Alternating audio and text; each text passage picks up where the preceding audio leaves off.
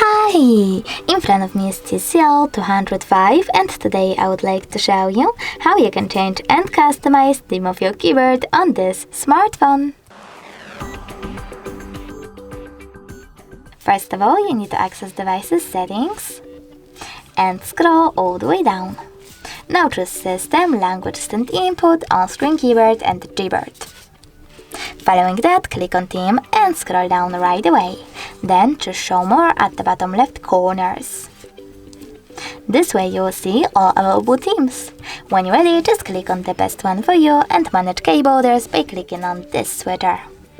Then click on Apply and go back. As you can see, theme of my keyboard has changed. But you can always go into exactly the same settings, but this time tap on this plus icon under My Themes instead. Then select a photo that you wish to apply as your keyboard's background. Pinch it to scale and drag it to move. After that, select Next. Adjust brightness by swiping left or right.